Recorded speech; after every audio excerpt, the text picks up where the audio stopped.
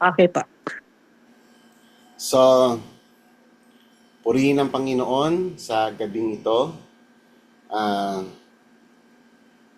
pag narinig niyo po yung salitang illusion, delusion, hallucination, fantasy, at marami pang iba, ano po yung unang-unang pumapasok sa inyong isipan? So, ang unang-unang pumapasok sa ating isipan ay ito yung mga kalalagayan ng isang tao na wala siya sa reality. Okay. So, ngayon, patungkol naman po sa reality o sa Tagalog, realidad. Kayo kapatid, paano nyo nasasabi na kayo ay nasa reality at wala kayo sa illusion or delusion? Paano mo nasabi na ikaw ay nasa reality? So, ayan po yung mga pambungad nating mga pananalita. Ngayon, tayo kasi mga tao, ano tayo meron tayong katwiran na to see is to believe. So, maniniwala lang ang tao kapag nakikita mo. Papaano yung mga bagay na hindi mo nakikita? Kasi may mga bagay na hindi mo nakikita. Okay? So, ah, kung ang pagbabasihan lamang ng tao ay yung nakikita niya, naririnig niya, naaamoy niya. So, kung ang pagbabasihan lang natin ay yung nakikita natin, kasi dito um, yung eyes natin ang primary na nahuhulog sa deception. May papakita po ko sa inyong mga illusion. Okay, yan. Kung titignan niyo yung picture, parang gumagalaw siya, hindi po ba? Pero hindi po siya gumagalaw. Dinadaya lang yung mata mo sa pagtingin mo doon sa mga dots and colors, akala mo gumagalaw pero hindi siya gumagalaw. Stationary po siya. Okay? So kasi yung ating senses nagsisend siya ng information sa ating brain, no? Yung mga senses natin, yung eyes, ears, nose, smell, and touch. So, nagsisend siya ng information sa brain. At doon nagki-create siya ng tinatawag na perception. So may mga gaps, no? May mga incomplete information na akala mo nandoon pero hindi wala naman. Okay. So magpakita pa akong another picture pa. Ito. Yan, akala mo parang kung titignan mo parang nag-swirl, no, yung picture. Kung tinitignan mo kasi yung mata mo tumitingin sa iba't ibang kulay. Kaya nagki-create siya ng illusion. Okay. So, dahil sa strong contrast ng mga shapes at saka color, ay nako-confuse yung brain natin. Akala natin gumagalaw pero hindi po siya gumagalaw. Another picture is ito. Ano yung illusion na nakikreate nitong mga lines na ito and squares, black squares and white squares, tapos may mga lines. Kung titignan mo, dadayain ka ng mata mo eh. Kasi akala mo yung mga lines na parang patabingi. So ngayon, para matest natin siya, kaya maglalagay ako ng bar. Tignan nyo, pantay naman yung line. O tignan pa po natin sa yung iba. Yan. Tignan niyo ha, pantay lahat yan. Pero kung titignan mo, parang tabingi. O yan, pantay po yung bar line na yan. Yan po yung magte-test na pantay siya. So therefore, yung ating mata ay nadideceive siya ng mga lines and colors. So ngayon, ito, another pa ito. Kung titignan mo sa may picture, itong dalawang dinosaurs na ito, akala mo magkaiba ang kulay. Kasi nga dun sa kanyang background. Naglagay kasi ng background, na magkaibang background, yung dalawang dinosaurs.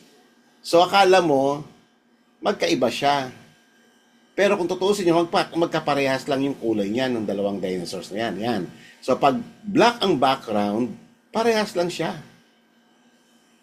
So nakita nyo kung gaano hindi reliable ang ating mga mata.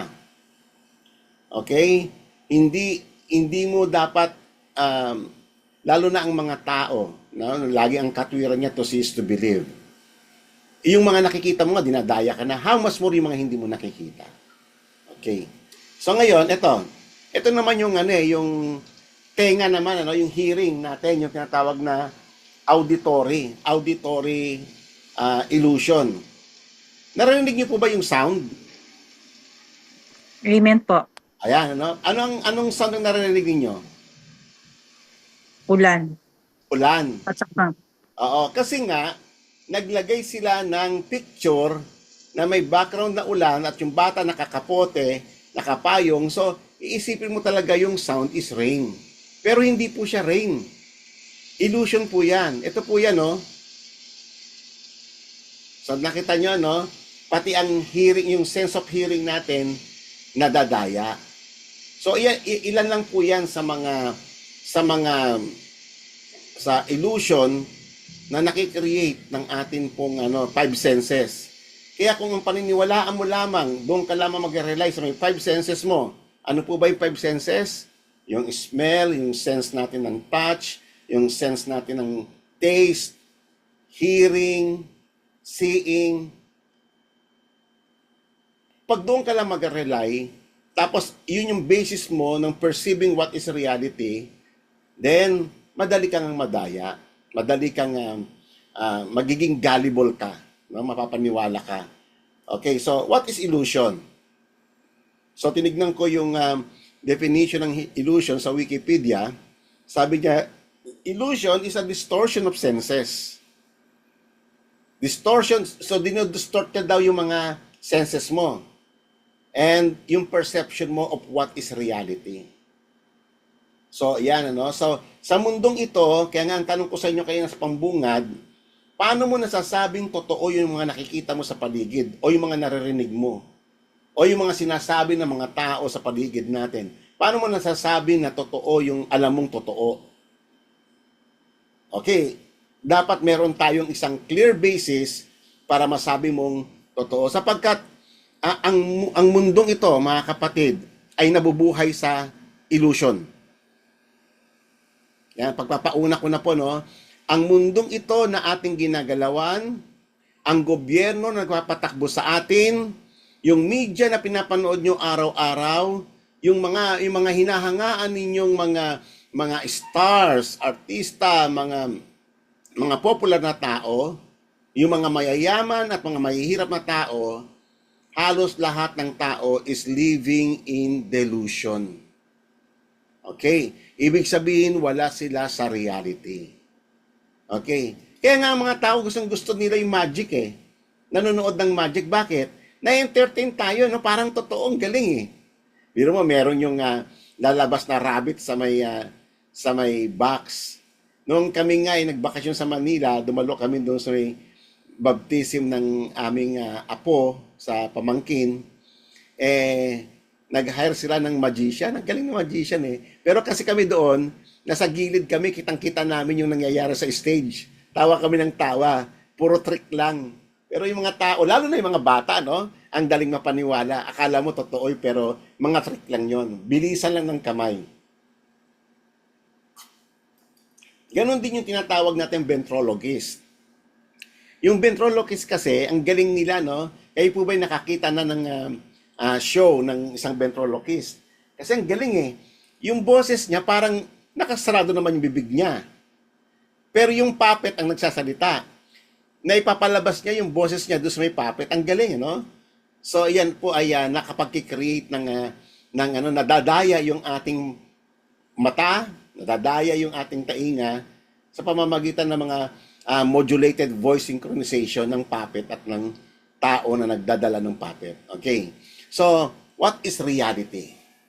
Isa yan sa mga importante na tanong, especially tayo ng mga Kristiyano. Alam niyo ba mga kapatid, nung tayo wala pa sa Panginoon, totally wala tayo sa reality. Ang mundo na kinikilusan natin is a world of delusion, a world of fantasy. Lahat ng ating nakikita noon dahil tayo ay cut off sa Diyos ay illusion. Okay? Alam nyo ba, Kaya tayo iniligtas ng Panginoon ay para maibalik tayo sa reality. Para muli kang makakita. Kaya nga, yung mga pagkasalarawan ng Bible, He opened His eyes. Diba? Nakakita ka. Kasi dati hindi ka nakakita. Pero buong akala mo noon, nung hindi ka pa nakakita, dahil sa iyong kasalanan, nung hindi mo pa nakikita ang katotohanan ng Diyos, ang alam mo talaga parang nakakita ka. O di ba? Parang yung sa may Bible, ang sabi ng Bible, you were dead in your sins and trespasses. Yung akala mo buhay ka. Pero ang reality sa harapan ng Diyos, patay ka. O di ba? Ganyan-ganyan tayong noon eh. Akala mo malaya ka. Pero ang totoo palang kalayaan. Kasi nakakala natin sa salitang kalayaan ay yung malaya kang gawin kung ano yung gusto mo. Kunyari, gusto mong uminom, mambabae, magsugal, bahala ka sa buhay mo, o yung babae gusto yung ipa-abort. Yun yung kalayaan sa kanya eh. Pero hindi pala yung kalayaan. Yun pala ay slavery ng kasalanan. So ang tao ay talagang lumalaya lang kapag siya ay pag siya ay niligtasan ng Panginoong Hesus. Doon lamang ang isang tao ay makakabalik sa reality. Nakakaintindihan tayo mga kapatid. So, tatandaan po natin, hindi lahat ng mga naririnig ninyo sa mga tao, sa pahayagan, sa ay tama yung kanilang mga concepts, tama yung kanilang mga pinagsasabi, yung kanilang mga komento. Tayo pa naman mahilig tayo sa komentaryo. Lalo nang nagdaang eleksyon. Di ba? Paniwalang-paniwala tayo sa version ng kampo ni BBM. Paniwalang-paniwala tayo sa may kampo ni Sara Duterte. May maka-Duterte, may maka-BBM, mayroong maka-Pink, no? Paniwalang-paniwala tayo, pero walang isa man sa atin ang nakakita ng totoo kung ano ba talaga yung totoong issue. Kasi hindi tayo tumitingin sa reality. Ang akala nating reality, yung mga pinagsasabi nila. Nagkakaintindihan ba tayo mga kapatid? So ngayon, mahalaga ito. Kailangan nating maunawaan, mga kapatid, uulitin ko. Kaya tayo niligtas ng Panginoon para makabalik ka sa reality, sa katotohanan. Kaya nga, iyan yung ibig sabihin ni Jesus Christ na, and you shall know the truth, and the truth will set you free. Ibig sabihin, yung katotohanan ang magmumulat ng iyong mata sa katotohanan. Okay? So, mahalaga po yan. Pero tignan po natin, yung secular definition ng reality. Ito po yung secular. Hindi po ito biblical. Paano dinidefine ng mundong ito ang reality? Okay? Ang sabi nila, reality are the things that are commonly observed. Yan. Verified to exist in life. So, something that is perceived as real and is physically experienced by the senses. Ayan na, yung mga 5 senses natin. And something capable of being treated as fact. So, ibig sabihin, pag hindi na-perceive ng kanilang senses, hindi yung reality. Kasi kailangan nilang ma-observe yun. Kailangan nilang ma-verified na talagang nag-exist yun. How about the supernatural? Ang Biblia ay nagturo from Old to New Testament, ang dami mga supernatural. Okay? So, kung ang basis natin mga kapatid is to see, is to believe lamang, o yung ang gagamitin mo na ng iyong basis, ng iyong knowledge, o ng iyong katotohanan, ay yung mga bagay lamang na sense ng iyong 5 senses, ang tawag po dyan ay perceived reality. Hindi po yan talaga ang reality. Iyan lang yung reality na na-perceive ng iyong 5 senses. Okay? It is a reality that is based upon human experiences. Doon mo lang binabase sa experience mo. Kasi naranasan ko yung ganito eh. Okay? So, ang work ng Holy Spirit is far more than sa ating mga experiences. Okay? Hindi lahat ng bagay na reality ay nakabase sa ating experiences. Or something perceived by sensory organs, knowledge, and suggestions of the world. Yan, Hindi po yan ang reality. Ang mundo, napakaraming suggestions. Napakaraming komentaryo ng mundo. Mga kapatid, kung isa ka sa natatangay ng kanilang mga komentaryo, ng kanilang mga argumentasyon, mga kapatid, baka mailigaw ka, katandaan mo, hinango ka na ng Panginoon. Ibinalik ka na niya sa reality, so therefore, mag-act ka ngayon na bilang isang taong bukas na ang mata. Alam mo tayo mga Kristiyano, iba na tayo dapat Dapat ang ating mata tumatagos. Okay? Isa yan sa mga unang-una kong naranasan nung ako ay na-born again. Nagbago yung aking worldview. Nagbago yung aking pananaw sa buhay. Yung mata ko, nakikita ko na si God, not physically, pero nakikita ko na yung kilos niya sa buhay ko. Nakikita ko na sa pamamagitan ng kanyang salita kung ano yung mangyayari sa mundo. Naiintindihan ko na ngayon, nagkaroon ako ng pangunawa na maintindihan yung mga kasaysayan dahil na-connect ka na sa Diyos, sa reality. Okay? So, hindi dapat yung yung human experiences, o yung perceive ng iyong sensory organs, o yung base sa iyong knowledge, limited knowledge, o suggestions ng mundo, hindi dapat yan ang magdedetermine sa iyo ng what is reality. For example, ito mga kapatid, yan. Di ba? Ang daming, yan class of perceptions. Kasi kung pagbabasihan mo yung perception mo lamang, magkaiba kayo ng angle. Kaya ang daming tao di magkaintindihan Okay? Kasi sila, tinitignan nila ang katotohanan base sa kanilang knowledge. Kaso ang truth, mga kapatid, ay isa person. Hindi po siya isang idea. Kaya nga nung sinabi ni Jesus, I am the way, the truth, and the life. Siya po ay person. Ibig sabihin, from the moment na makikilala mo ang Panginoong Jesus, doon ka pa lamang makakasumpong ng what is true. Kasi siya yung katotohanan. He is a person. Ang taong walang kaugnayan kay Jesus ay wala sa katotohanan. Wala sa reality. Cut off siya. Disconnected sa reality. Nasusundan niyo po ako mga kapatid? Kaya nga tayo, nasumpungan natin ng Panginoon dahil kinahabagan tayo ng Panginoon. Naibalik tayo sa reality. Naitama yung ating perspective. Naitama yung ating pananaw sa buhay. Nakakita tayo ng more than sa nakikita ng mga tao. Nakikita natin ang mga motives ng mga politicians. Ang mga kitag mo yung politicians ito nagdaang eleksyon, grabe ang division. Grabe, batuhan sila ng mga putik. Puro mga self-righteous. Puro sila yung tama, sila yung naapi, sila yung mga kawawa, itong kabilang kampo, mga demonyo yan, ganyan. Mga kapatid, pag ikaw nahuhulog ka sa patibong ng mga iyan, ibig sabihin wala ka pa sa reality. Madali ka pang, ang tawag po dyan, gullible. Natatangay ka ng mga versions ng fallen world na ito.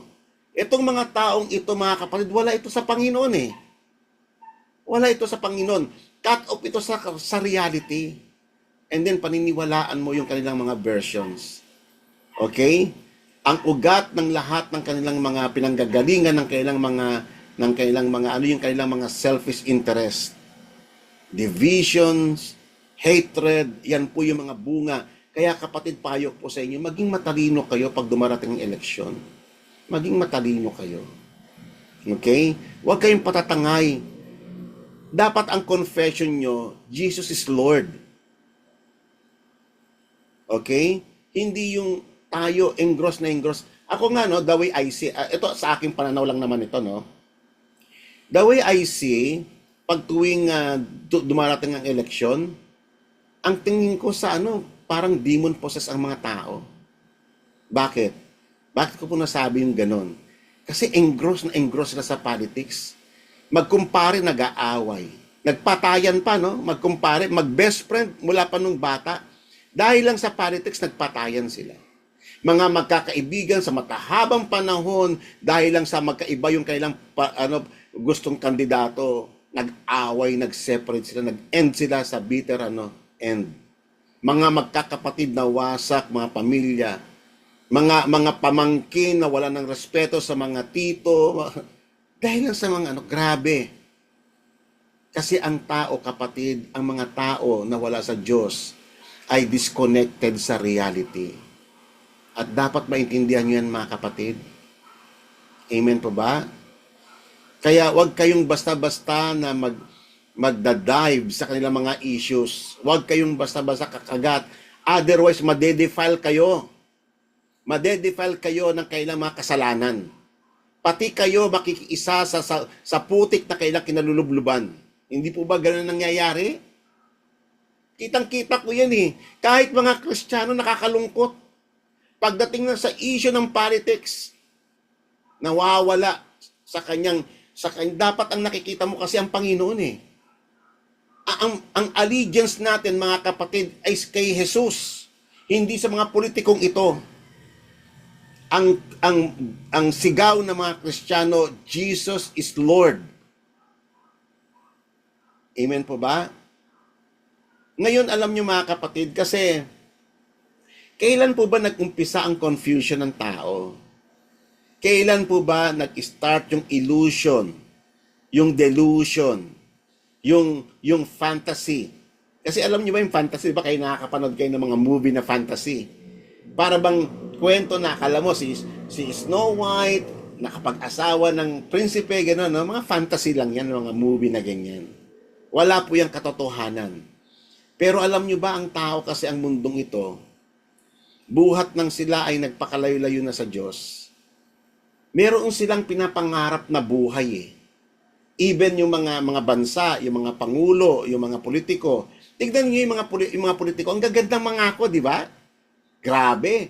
Pagdating ng election, ang babait nila. Pagdating ng election, nagiging mga maka-Diyos sila. Pagdating ng mga election, bigla sila nagiging dancer. May nagiging fisherman. May nagiging makakapwa, makapalengke. Merong naging traffic enforcer. Pagdating ng election, di ba? Nakakano. Parang circus. Sarsuela. Ganyan-ganyan ang mga politics natin. Mga kapatid, imulat ninyo ang inyong mga mata sa katotohanan. Sabi ng Panginoong Yesus, do not love the world or anything that is in the world. Kasi, pag minahal mo ang mundong ito, the love of the Father is not in you. Ang linaw niyan. Kaya mag-ingat tayo, mga kapatid. O, ngayon natapos ng eleksyon. Yung binoto mo na talagang pinaglaban mo pa, pati ikaw nakapagsalita ka ng hindi magaganda, pati ikaw nagkasala ka dahil sa kanila. O ngayon, nasaan na sila ngayon? Tatandaan nyo, ang fallen world, walang Diyos yan. Walang Diyos na nag-rule sa kanila. Kaya maging matalino tayo, mga kapatid. Kasi karamihan sa kanila, they are living in illusion, in confusion. Ito ay dahil sa pagbagsak ng tao sa kasalanan. Doon nag-start ang kailang confusion. Okay? It was ang confusion, ang delusion, ang illusion ay consequences ito ng pagkakasala ng tao nung pinaniwalaan niya yung mga kasinungalingan ni Satan. Supposedly, mga kapatid, tayo mga Kristiyano, supposedly dapat ang tenga natin nakabukas lang sa Panginoon eh. Dapat doon tayo naka-tune in. Okay? Kaso hindi na ganun ngayon. Maraming mga suggestions si Satan na pinapaniwalaan natin. Ine-embrace natin na parang katotohanan. Pero hindi galing sa Panginoon. Huwag niyong kakalimutan, kapatid, yung fall. Paano nag-fall ang tao? Na sa halip sana maging loyal siya kay God, na kung ano yung sinabi ng Diyos ay yung tatayuan niya, pinaniwalaan niya si Satan. Parang si Satan pa yung nagkasabi ng totoo eh. Hindi, sabi ni Satan. Sabi ng una, kinonfuse muna siya. Sabing ganon. Totoo bang sinabi ng Diyos, huwag kang kumain sa lahat ng mga puno na dito sa ano?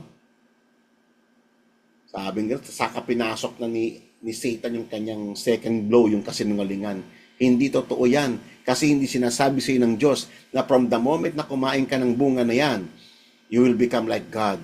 Ma-open ang mata mo. and you will become like God. And then ano yung result? Kita mo yung tao, pumasok na sa kanyang kasinungalingan.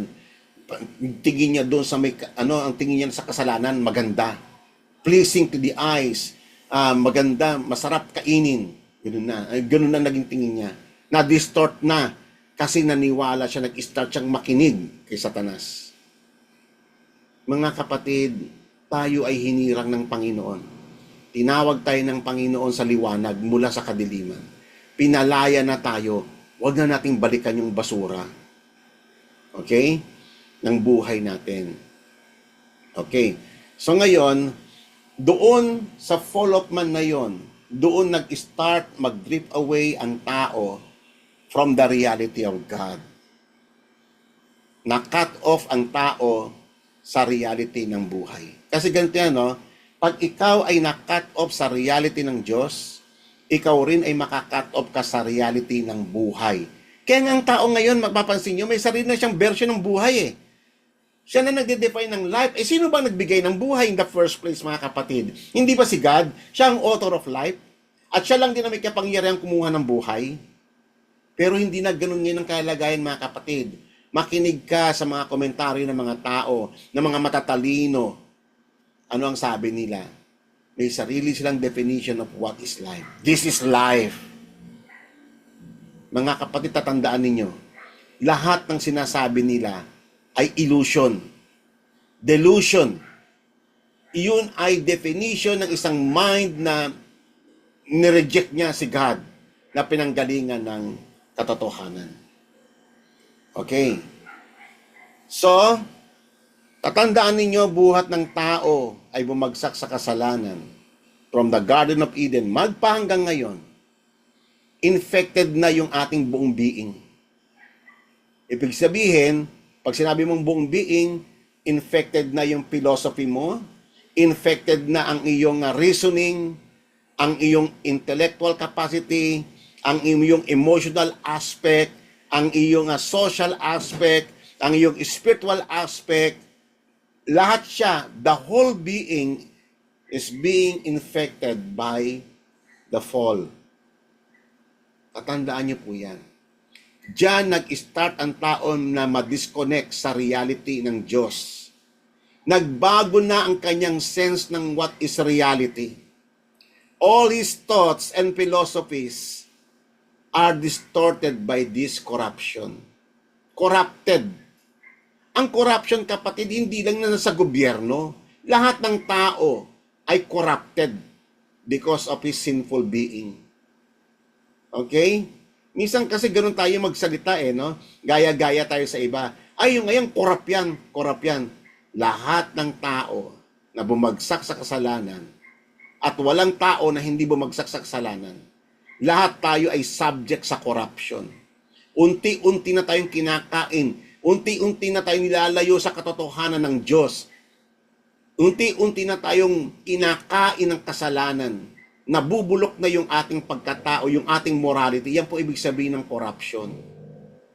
Okay? Yung ating mga pangangatwiran. So the world lost the true sense of reality because it believes the lies of Satan. Man's declaration of independence in the Garden of Eden was the beginning of his departure from God's reality. Doon nag-start, no? Nung ang tao nag-declare siya ng independence. Ayaw niya na siya ay govern ng Diyos. Ang gusto na ng tao, siya na yung papatakbo ng kanyang buhay. Siya na ang masusunod. Siya na ang magde-define ng what is good and what is evil, what is true and what is false. Kita niyo ang tao, no? Isa sa mga basic na palatandaan ng departure ng tao mula sa Diyos, ang tao nang naging lawmaker. Tingnan nyo, at sa atin ito nga sa Pilipinas gawa tayo ng gawa ng batas. Wala man lang nag-isip sa atin na yung batas mo ginagawa natin ay naka-align sa batas ng Diyos, na pinanggagalingan ng lahat ng batas. Kita nyo, ano nangyari ang daming batas na ginagawa, hindi na mapa-implement. Di ba? Tapos, usong-uso sa atin yung tsa-tsa. Babaguhin natin, i-revise natin yung ating constitution. Kasi mali, i-revise na naman, mali. Kasi Kasi hindi stable ang man-made law. Ang law ng Panginoon, nung tinawag niya ang bayang Israel, si God ang lawmaker. Siya ang nagbigay ng law. Siya ang nagbigay ng Ten Commandments. Siya ang nagbigay.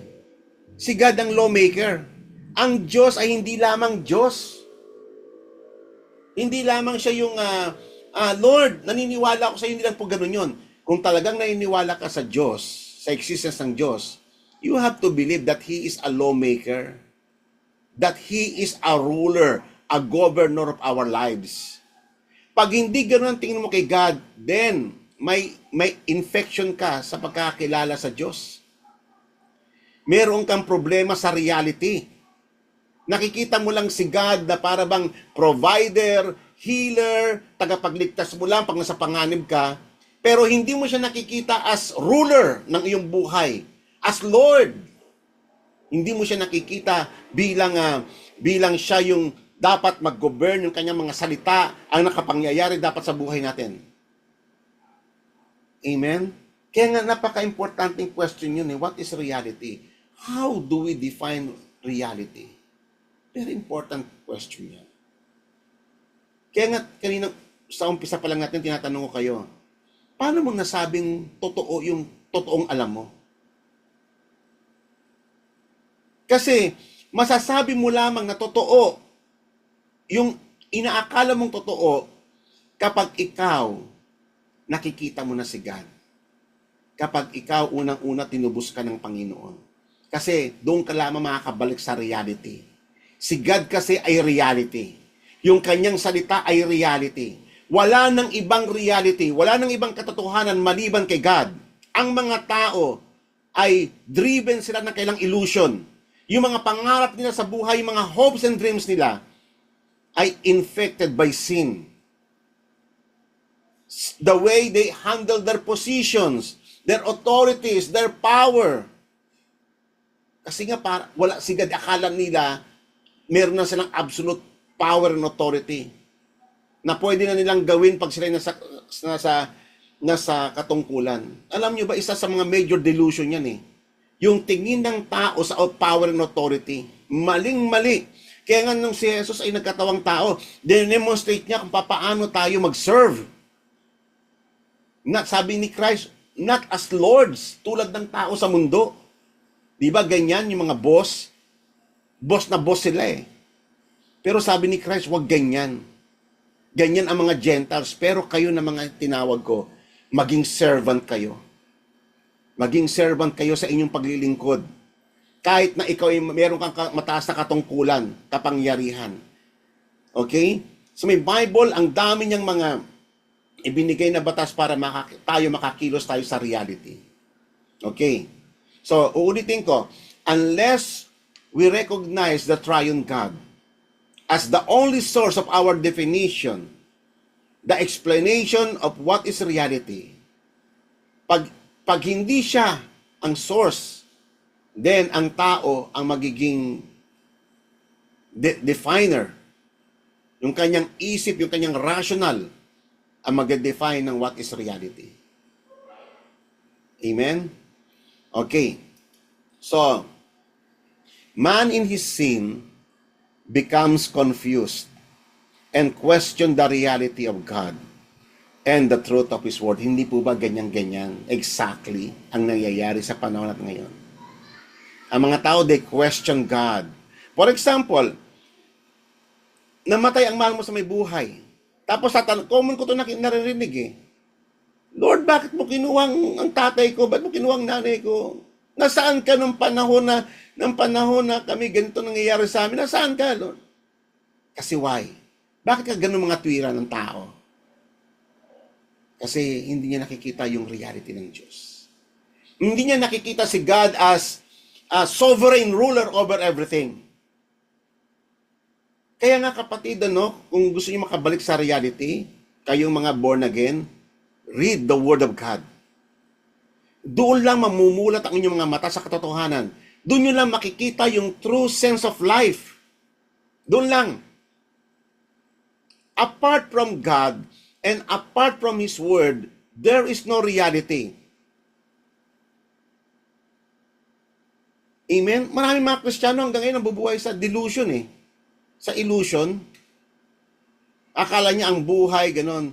Siya ay nag-depend. Dadalo lang siya kung kailan niya gusto. Ganito lang. Okay lang siya kanya dumadalo sa mga Zoom meeting, nanonood ng mga preaching sa TV, pero wala siyang desire na dumalo sa gawain ng Panginoon. Kasi, why? Kasi hindi niya nakikita yung reality ng Diyos. That's the problem. Bakit ang tao kayang-kaya niyang gumawa ng kasalanan? Kayang-kayang makiapid. Kayang-kayang mangloko ng kanyang kapwa. Kasi hindi niya nakikita si God as judge. Hindi nakikita na si God. Nakikita siya ni God. Out of reality siya. Kayo ba kapatid, kayang-kaya niyo pa rin gumawa ng kasalanan? Maaaring na itatago mo ang iyong mga kabulastugan in private. Pero tatandaan mo si God, nakikita ka niya. Kaya nga, mga kapatid, isa yan sa mga wonderful experiences ng mga na-born again. Nakikita niya dapat si God.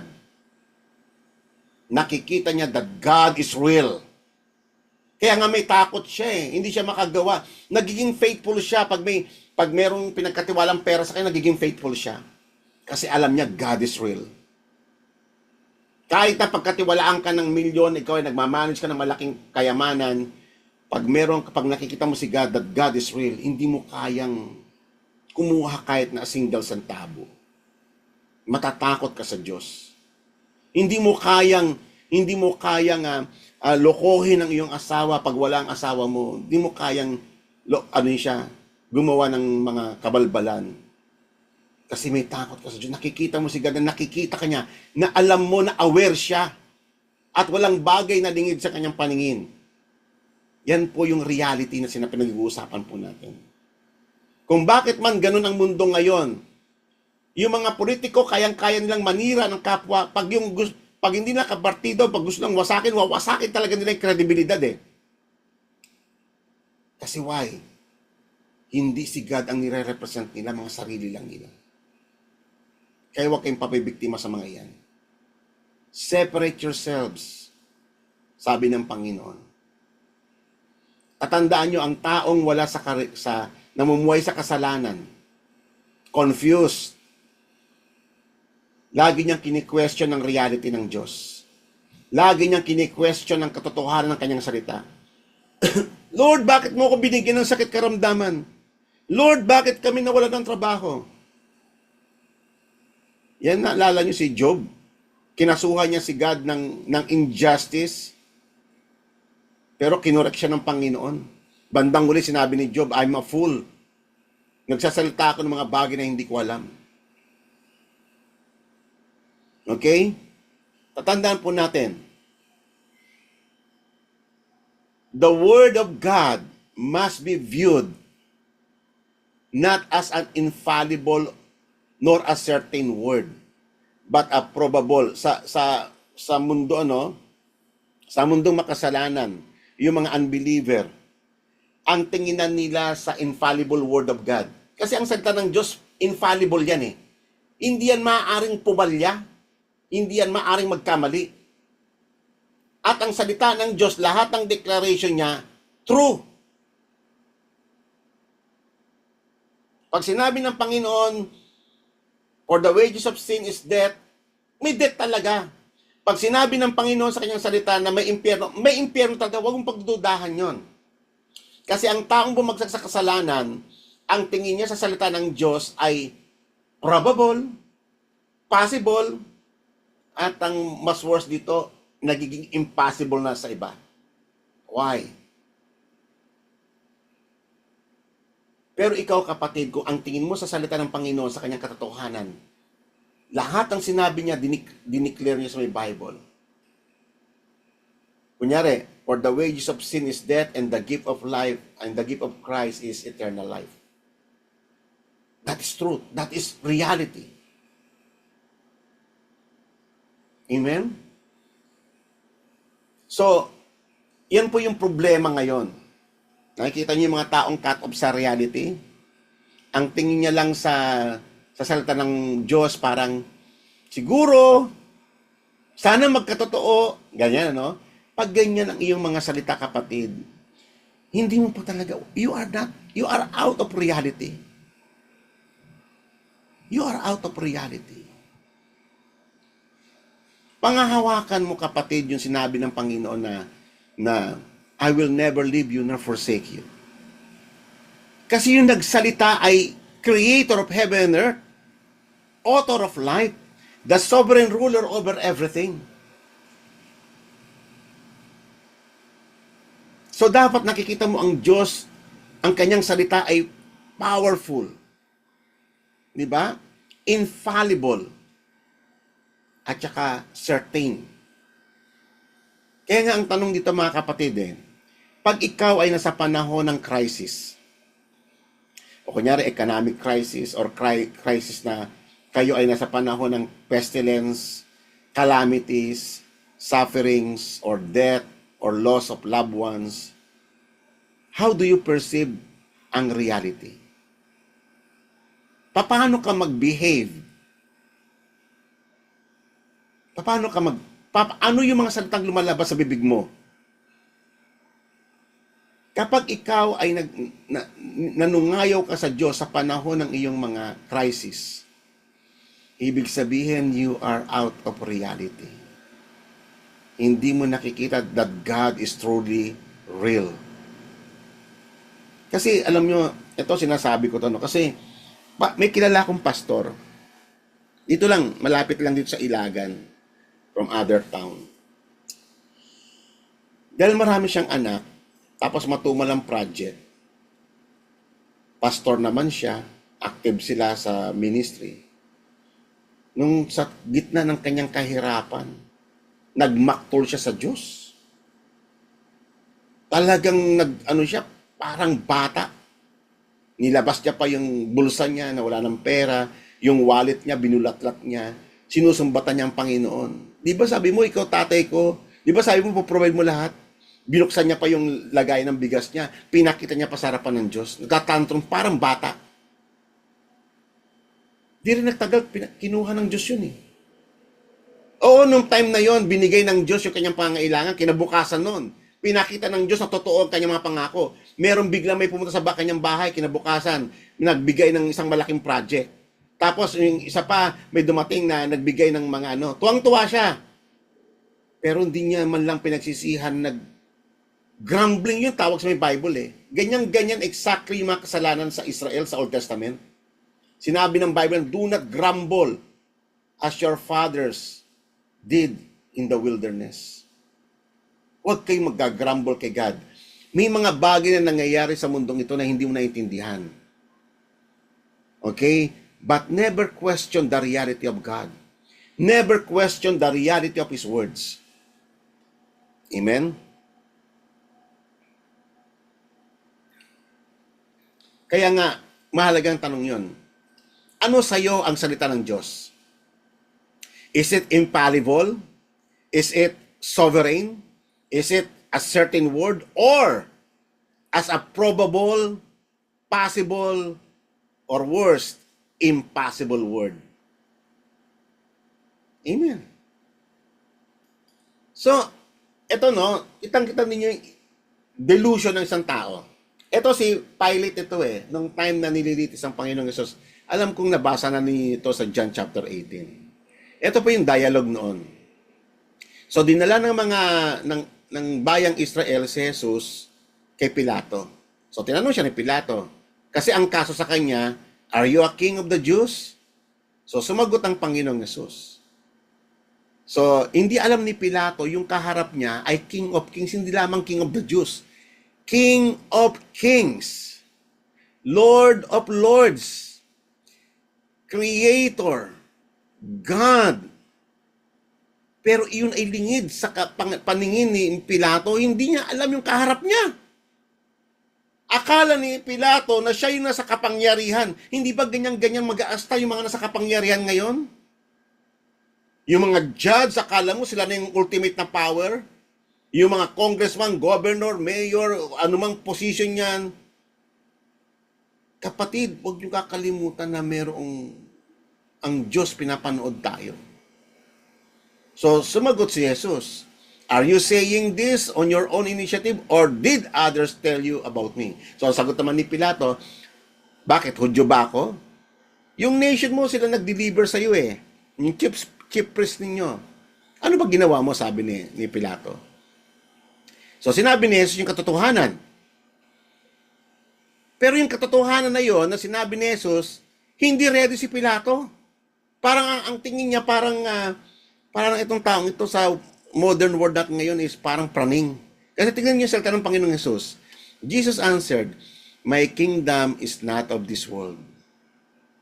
Ibig sabihin, hindi itong fallen world na to ang kingdom ng Panginoon.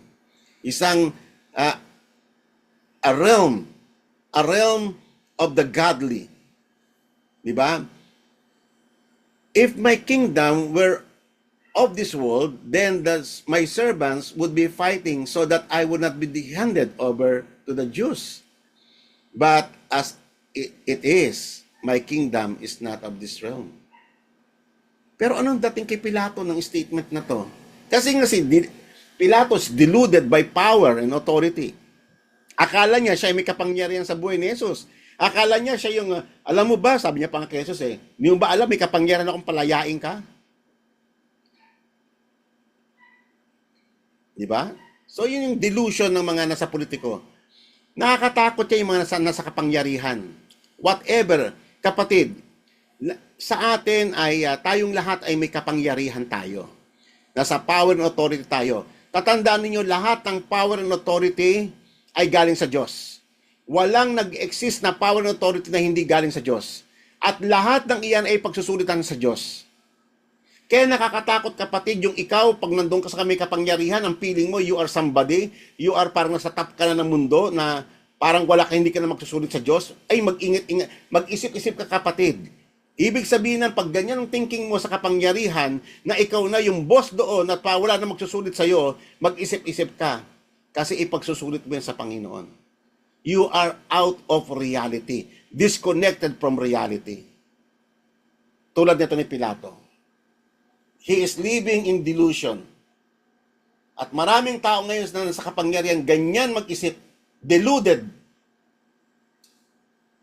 Then Pilate said to him, "So you are a king." And Jesus answered, "You say correctly that I am a king. For this purpose that I have been born, and for this I have come into the world, that I might testify to the truth. And everyone being of the truth hears my voice." And then nagtanong na si Pilato, "What is truth?" Hindi niya alam, kaharap niya yung truth. Ang truth, kapatid, is a person. Hindi po siya isang idea or isang fact. The truth is a person. Kaya nga sinabi ni Jesus, "I am the way, the truth, and the life." Kung wala ka kay Jesus, pag hindi ka connected kay Jesus, you are out of the truth. You are living in lie. Amen? Okay. So therefore, ano ang katotohanan tungkol sa fallen world na ito? The unbelieving world, ano man ang kanyang kalagayan sa mundong ito, are living in delusion. Their lives and thoughts are totally disconnected from reality, estranged from the God of feeling. Yan po. Kaya nga, mag-isip-isip kayo, kapatid, bago nyo paniwalaan yung version ng mga tao sa paligid natin, mga nasa kapangyarihan man, lalo na yung sa may politics. Tatandaan nyo ang mga taong yan disconnected sa reality.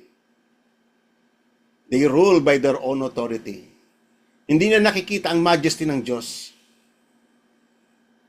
Kasi buong isip nila, buong buhay nila sa mundong ito, ay nabubuhay sila ng disconnected sa reality ng Diyos. Kaya nga, pag kinalimutan mo, kapatid, yung mga mighty acts ng Diyos sa history na written in the Bible, pag kinalimutan mo lahat ng kanyang mga miracles, as well as His judgment, ay makakalimutan mo ang reality, yung reality ng Diyos sa buong kasaysayan. Kaya nga mahalaga sa Christian siya nagbabasa ng Bible Mahalaga yung kapatid. Kasi alam mo ba, pag nagbabasa ka ng Bible, mga kapatid, ay nakikita mo yung patotoo ng Diyos, kung ano yung reality. Ang Biblia, kapatid, ay aklat ng katotohanan. Si Jesus Christ ay dumating siya to testify about the truth. Kasi ang tao is cut off from reality. Doon lang tayo makakabalik. Kaya nga pag binabasa mo ang Bible, nababasa mo yung history ng Biblia. Nakikita mo papaano si God ay nag-rule sa kanyang mga tao. Papaano niya ginad sa mga bansa.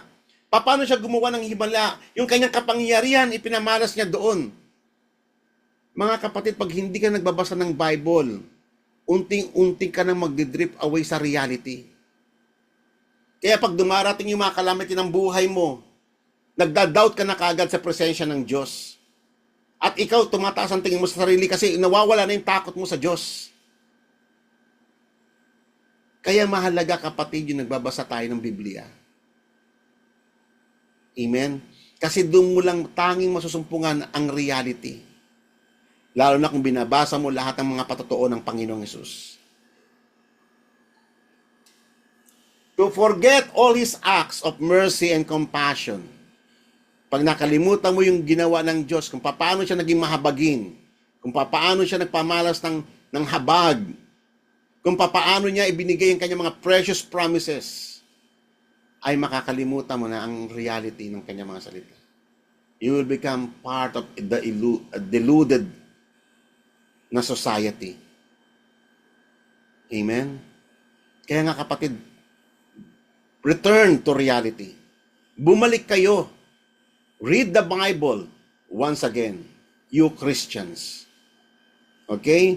Tignan ninyo ang mundo sa mga politics, sa radio, sa media, sa TV, yung mga mayayaman, mahihirap, ignorante man o matatalino, yung mga nasa kapangyarihan o yung mga slaves, pare-parehas na bubuhay sa delusion. They don't perceive the majesty of God, nor the reality of His words. Amen? Hindi nila alam na ang Diyos ay nagpaparusa. Hindi nila ang Diyos ang nagro-rule sa mundong ito. Hindi sila aware na lahat tayo accountable tayo sa Kanya. Lahat ng sinasabi natin, lahat ng ginagawa natin ay accountable sa Kanya. Tatandaan niyo ito, mga kapatid, forsaking God is forsaking reality. Forsaking His words is forsaking the reality. The reality of life. Kaya nga, mag-ingat kayo sa mga paniniwala sa mga corrupt na mga politicians. It is a vain hope that the state can create a good society. Alam niyo ba yung utopia? Ang utopia, yan ang dream world ng buong mundo. Na magkaroon ng isang perfect government, na prosperity, peace. Kaya sa Roman Empire, yung tawag nila Pax Romana. Isang empire na kung saan merong kapayapaan and prosperity. That is utopia. That is based on delusion. Uulitin ko, lahat ng hopes and dreams ng fallen man ay illusion. Lahat ng pangako ng Diyos, yun lang ang katotohanan. Kaya nga, it is a vain hope that the state can create a good society. Nagpapaniwala ka sa mga sinasabi ng mga ng mga politiko. Kung wala siya sa Diyos, lahat ng iyon, lang yun, fantasy yung sinasabi niya sa atin. That they will solve all the problems. Pag ako ang binoto ninyo, bababa na ang presyo ng bigas. Pag ako ang binoto ninyo, bababa na ang presyo ng galunggong. Ang dami ng pangako. Hindi lamang 4 piece, may 5 piece pa, 6 piece, 7 piece, 10 piece. Wala na. Puro kalokohan na lang yung mga kapatid. They cannot solve the problem ng society. Why? Kasi ang problema ng ating society is sin. Meron ba sa kanila nagbanggit about kasalanan? Kung bakit mahirap ang buhay, bakit merong war, may famine, it is because of sin. It is because of lawlessness. It is because man rebel against God. Meron ba sa kanila nag-propose ng ganun katotohanan? Wala. Sila ay para mga political saviors. I will save you, Filipinos. At naniniwala ka naman doon sa mga pangako, mga vain promises. Only the promises of God is reality. Yun lang ang magkakaroon ng realization. Ako, tumanda na ako. Mula pa ng bata, panahon pa ni Marcos, ilang presidente na yan. Kadaming mga politiko, daming mga pangako na witness ko yung mga kaguluhan dyan sa may politics. Ang dudumi. Okay? They cannot solve the problems of the society. Ang poverty, they cannot solve it. Kasi sila mismo, corrupted sila. Sila mismo, they serve their own interest. Huwag kayong papaniwala kung sila'y mga maka-Diyos. Huwag kayong maniniwala kung sila'y makapagbibigay ng future stable society. Huwag kayong magpapaniwala. Do not rest your hope sa kanila, mga kapatid. Kasi ito ang sabi ng Panginoon, itong babala ng Panginoon sa atin eh. Thus says the Lord, cursed is the man who trusts in mankind and makes flesh his strength. Diba? Ganyan ang mga tao eh. Meron siyang lalapitan, si mayor, si congressman, si judge, si ganito. Nagre-rely tayo sa strength ng tao. Ang sabi ng Diyos, cursed is the man who trusts in mankind and makes flesh his strength, hindi ang Panginoon, whose heart turns away from the Lord. Nasa halip sa Diyos ka dapat tumatawag eh. Sa Diyos ka dapat nagtitiwala. For he will be like a bush in the desert and will not see when prosperity comes. Magiging parang isa kang tuyong-tuyong bush sa gitna ng disyerto. Ganyan, isinalarawan ng Diyos ang katotohanan tungkol sa mga tao na nagtitiwala sa lakas lamang ng tao. But will live in stony waste places in the wilderness, a land of salt without habitation. Amen. Okay. Ito, another delusion no, ng mga bansa.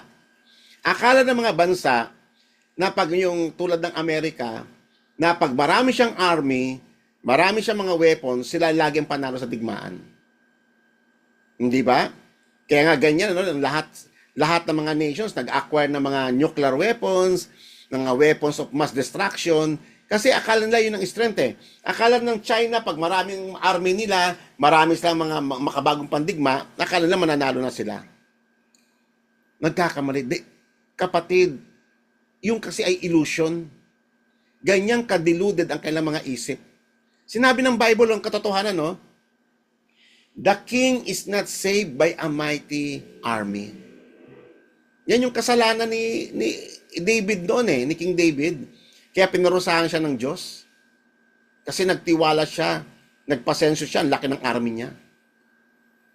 A warrior is not delivered by great strength. A horse is a false hope for victory. Akala mo, pag may mga chopper ka, may mga tanky ka, may meron kang jet plane, yun ay, ano na ng victory? No! Nor does it deliver anyone from its great strength. Kita mo ang nangyari sa Iran ngayon, binomba ng US at ng Israel. Saan yung mga pinagmamalaki nila, mga weapons na, yung mighty warrior na nagbibigay pa sa statistics, ganito karaming aming army, ganito karaming aming ballistic missiles, ganito karaming aming mga fighter planes, na sana wasak na lahat. It is a vain hope. Behold, the eyes of the Lord is on those who fear Him, on those who hope for His loving kindness, to deliver their soul from death and to keep them alive in famine. So iyan kapatid, ano? Kaya kung ikaw, ang Diyos ang iyong, kaya sa may Bible, ano yung tawag sa Panginoon, He is our fortress. Siya yung ating, yung bulwark. Alam mo, ganda nun yung nabasa ko sa may Bible Ang Panginoon ay siya yung rear guard, no? Kung nasa likuran mo, siya yung rear guard. Siya yung magbabantay sa iyo. Parang nakita niyo doon sa may Exodus ng Israel sa Egypt. Si God ang naging rear guard, siya yung naging tagapagtanggol sa kanila. Amen, totoo yun eh. To deliver their soul from death and to keep them alive even in times of famine. Kaya wag natin akalain mga kapatid na porke ang Amerika yung marami siyang malakas siya, no? Si God ang nagde-decide, siya pa rin ang masusunod. Kaya wag niyong katakutan, may sabihin ng ganito, gaganti na yung ganito, ang Russia, ganito. Si God ang may kapangyarihan sa digmaan, mga kapatid. Kayang-kayang wasakin. It was written in Psalms chapter 46. Kayang-kayang wasakin ng Diyos yung kanilang mga pinagmamalaking mga armaments. Ganyan makapangyarihan ang Diyos natin. Kaya tayo, ituon natin ang ating mga isipan. Kahit na may banta ng digmaan o i-invade na tayo ng China, huwag kayong matatakot doon. Mas panaligan ninyo ang Diyos, mas sa Kanya kayo umasa ng Kanyang tagumpay. Yan, isa pa sa delusion ng tao na ang kayamanan ay security niya. No. Hindi po pwedeng gawin sandi kanyan. Nakita niyo yung parable na diniscuss natin noon, yung parable of the rich fool? Akala niya, porque marami na siyang possessions, marami na siyang napaka-plentiful ng kanyang harvest, akala niya okay na, sandigan na yun. No, nung gabing iyon, sabi ng Panginoon, you fool, sabi ng Panginoon. Sa gabing ito, kukunin ko na yung buhay mo. Kaya nga sabi rito sa may Proverbs 11, he who trusts in his riches will fall. Babagsak sila. Pati rin yung ito, isa pang delusion, ito yung vanity ng isang, minsan tayo, akala natin, by means of our own effort, kaya nating taguyod yung ating pamilya, even without God. Ang daming ganyan. Ang daming pamilyang nag-exist walang Diyos sa tahanan. Kala nila, pag sila'y may masipag ang mag-asawa, masinop sa pera, matipid, ganto-ganto, ay masasecure na yung future ng kanyang pamilya. No. Ang sabi ng Panginoon, unless siya ang magtatag ng isang tahanan, lahat ng pagpapagal ng nagtatayo nun, nagtataguyod nun, ay mawawala ng kabuluhan. Kahit nga yung isang city, maliban na bantayan ng Diyos, yung city, walang kabuluhan yung pagbabantay ng mga watchmen. Walang kabuluhan na maagang-maga kang gumigising at gabi na pagod ka na bago ka matulog. Sapagkat ang Diyos, pag hindi mo kasama ang Diyos, ang hirap ng buhay. Kaya maganda kapatid kung nakikita mo ang Panginoon Ang Diyos ang nagbibigay ng peaceful sleep, restful sleep. Kasama mo ang Diyos sa pagkataguyod ng iyong mga anak. Amen? Ito, kita mo ito, pati church nga dito, binanggit ng Panginoon May delusion din kita mo ang sa may Church of Laodicea, sabi niya, ang sabi sa sarili niya, I am rich, I am and have become wealthy, at wala na akong pangailangan. May mga churches na ganyan, mga mega churches. Pero sabi ng Panginoon, you do not know that you are wretched, miserable, poor, and blind and naked. Kaya nga ang payo ng Panginoon sa kanya, I advise you to buy from me gold. Ibig sabihin, sa akin ka humingi. Hindi naman natin kayang bumili niyan di ba? I advise you to buy from me gold refined by fire so that you may become rich. Ang totoong kayamanan ay nakatagpuan lamang kay Kristo. White garment so that you may cover yourself. Ang white garment na yan po yung righteousness ni Christ. And that the shame of your nakedness will not be revealed. And eye salve to anoint your eyes. Kasi ang sabi mo, nakakita ka. Pero totoong bulag ka. Hindi mo nakikita yung reality. Maraming ganyan, mga kapatid. So much na po, sufficient na yung ating mga illustrations. Ngayon, dito na tayo mag-i-end sa mga ilang slides. Tatandaan natin, ang mundong ito ay created ng Diyos. Ang mundong ito ay owned by God and ruled by God. Kung hindi mo nakikita si God in that manner, may problema ka, kapatid, concerning reality. Kasi kita mo ang patotoo dito sa Colossians chapter 1. For by Him, all things were created. Sino yung Him? Si Jesus. Ang lahat ng bagay ay ginawa sa pamamagitan niya. Both in the heavens and on earth. Nakikita man o hindi nakikita. Whether thrones, dominions, rulers, or authorities. Yan, napansin nyo, di ba? Pati yung mga authority. Kaya tayo naluklok sa ganitong kapangyarihan dahil kay God. At iyon, pag hindi mo nakikita na may purpose doon ng Panginoon, at akalain mo, kaya mo narating yung luklukan na yun, dahil ikaw ay magaling ka, dahil ikaw ay matalino, ay nagkakamali ka, kapatid. You are out of reality. Tatandaan ninyo, kaya tayo nakakaupo sa mga kapangyarihan, it is because si God ang nag-delegate sa atin doon. And you have to see it that way. At tayo ay mananagot sa Panginoon. Kaya matakot tayo sa pag-exercise ng ating power and authority. He is before all things, and in Him all things hold together. Yan, no? Napakaganda niyan. All things in Him, in Christ, all things hold together.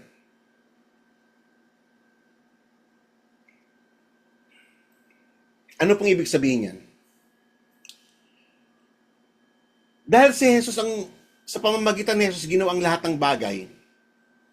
Kaya nag-exist ang mga araw, ang planeta, ang mga galaxies. Kaya nga mayroong mga gravitational force, mayroong solar system, may mga atoms, may mga ganito. Alam kung bakit nanatili yan? Kasi because of Christ.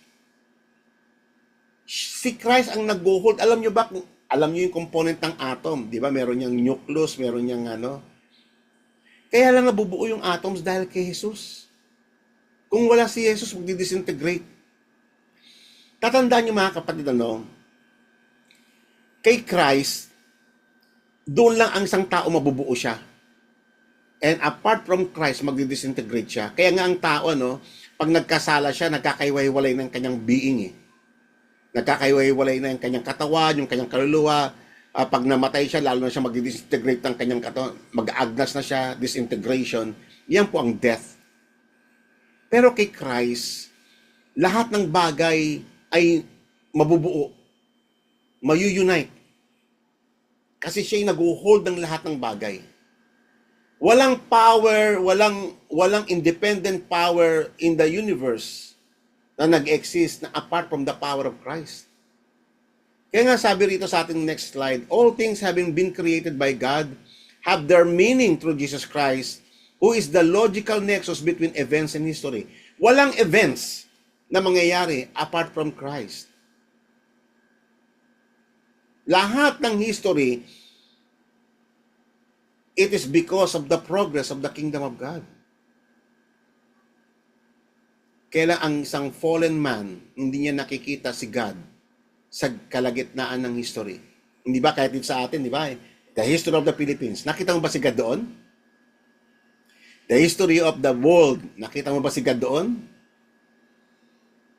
Si God, kung bakit man nape-preserve ang mga bansa, bakit man may nagfo-fall ng mga empires, bakit may nag-arise ng mga kingdoms, it is because of God, of His decree. Magbasa kayo ng Bible, maintindihan niyo sinasabi ko. Ang dami ng mga mighty empires nang bumagsak. Pag sinabi ng Panginoon, bumabagsak sila. Pag sinabi ng Diyos, mag-aarise sila. Sapagkat ang Diyos ang may kapangyarihan na magtanggal at magluklok ng mga nasa kapangyarihan. Kung nakita yung people power noon, di ba? Yung EDSA Revolution noon. Akala natin, people power, kaya hanggang ngayon, akala natin by the power of people Wrong. Si God ang nagpatanggal noon.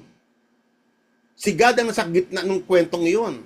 Kaya nga mga kapatid, I advise you, dapat yung makita si Jesus sa lahat ng kasaysayan, sa Pilipinas man o sa buong mundo.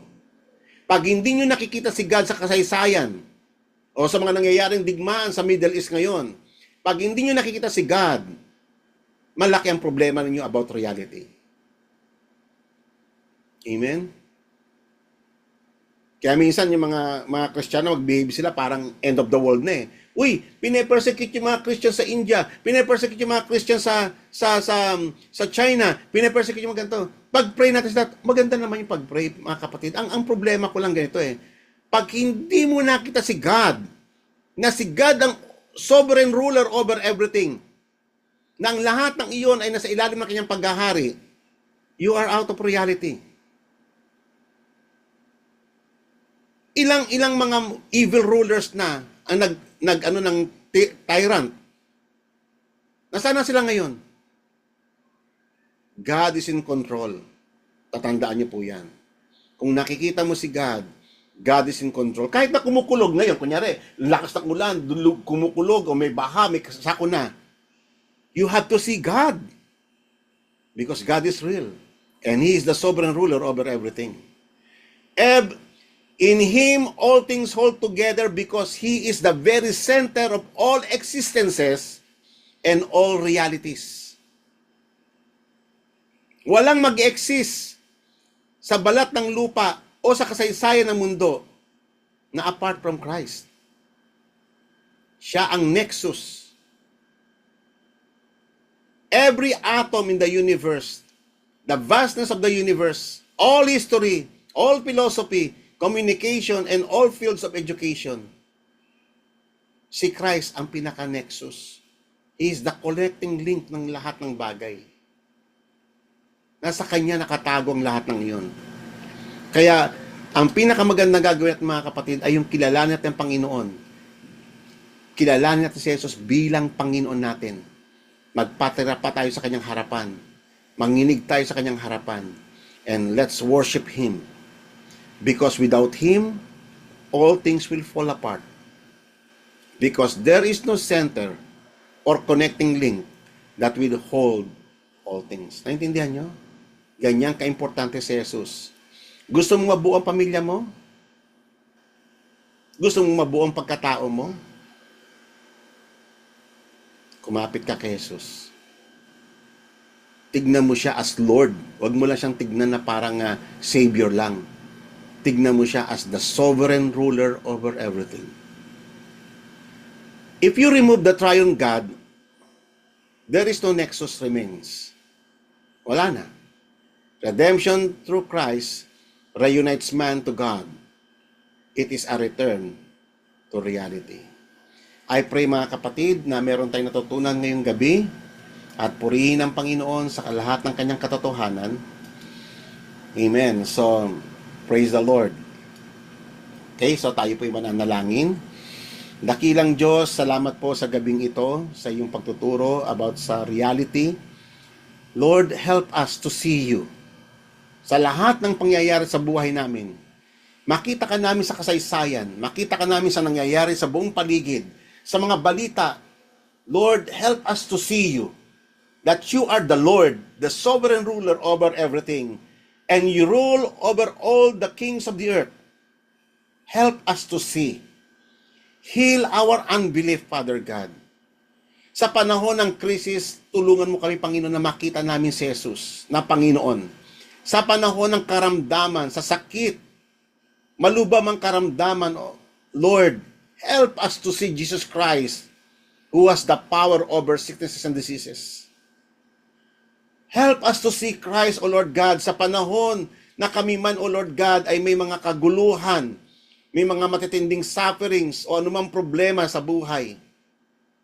Lord, kung kami man ay binigyan mo ng kapangyarihan na mag-rule, Lord, help us to see you in the midst of those things, O Lord. Help us to see Jesus, who is our Lord and Savior, the only connecting link, who holds all things together, the nexus of all universe. Father God, we thank you, and may you bless your people this night through your words. In Jesus' name, amen. Amen po. Praise and glory to God for His another